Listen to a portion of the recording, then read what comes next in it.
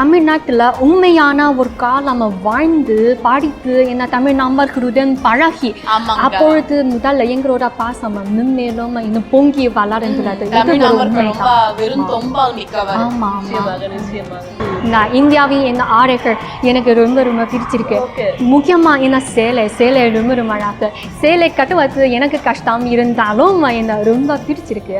அதனாலேயே இறுதியில் இந்த தமிழ் மொழி என்ன தேர்ந்தெடுத்தேன். இந்த தமிழ்நாட்டில் இந்த தமிழ் மொழி படிக்க வந்தோம். நீங்க பெய்ஜிங்கிற்கு வந்தா எங்களோட நம்ம வாழ்கிற என்ன நகரம் உண்மையான நகரம் எப்படி, உண்மையான பெய்ஜிங் தோற்றம் எப்படி உங்களுடன் பகிர்ந்து கொள்ள ரொம்ப ரொம்ப மகிழ்ச்சி.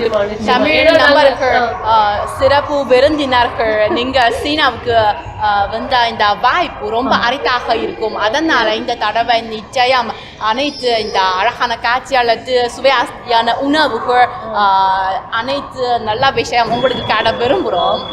இன்னொரு காரணம் இந்த எனக்கு தெரிஞ்சவரை பெய்ஜிங்கில் உள்ள இந்த மெட்ரோ பற்றி என்ன அறிமுகப்படுத்த இந்த தமிழ் இந்த டிவி தொலைக்காட்சி நிலையம் முதலாவது தான். ஆமாங்க, இது ரொம்ப ரொம்ப மகிழ்ச்சி. எதற்காக தமிழ் கற்றுக்கொண்டீர்கள்? பல்கலைக்கழகத்தின் இந்த மேஜர் இந்த தேர்ந்தெடுக்கும் போது ஏதாவது ஒரு மொழி படிக்க ஆவலா இருந்தேன். ஆனால் இந்த குழந்தை பருவத்தில் இந்த இந்தியா பற்றி ரொம்ப ரொம்ப அறிய ஆவலா இருக்கு. இந்த இந்தியாவின் இந்த ஆடைகள் எனக்கு ரொம்ப ரொம்ப பிடிச்சிருக்கு. முக்கியமா என்ன சேலை ரொம்ப ரொம்ப அழகு. சேலை கட்டுவது எனக்கு கஷ்டம் இருந்தாலும் என்ன ரொம்ப பிடிச்சிருக்கு. அதனாலேயே இறுதியில் இந்த தமிழ் மொழி என்ன தேர்ந்தெடுத்தேன். இந்த தமிழ்நாட்டில் இந்த தமிழ் மொழி படிக்க வந்தோம். குறுகிய காலம். எங்க படிச்சீங்க தெரிஞ்சுக்கலாமா? பாரதியார் யூனிவர்சிட்டியில இன்னும் படிச்சோம். பாரதியார் யூனிவர்சிட்டி கோவை.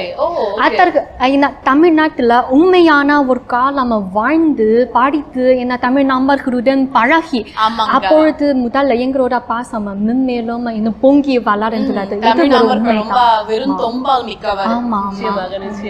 இந்த தமிழ் மொழியை சூஸ் பண்ணி அதிர்ஷ்டமா இருக்கேன். இந்த உணர்வு, இந்த ஃபீலிங் ஏற்பட்டுள்ள.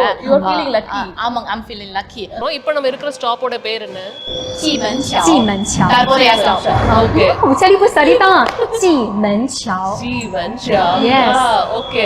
சோ இந்த பாருங்க, இதோட மேல பாருங்க எவ்வளவு அழகா இருக்கு அப்படின்னு. நம்ம உள்ள போனா இன்னும் அழகான விஷயங்கள்லாம் இருக்குன்னு அவங்க சொல்லியிருக்காங்க.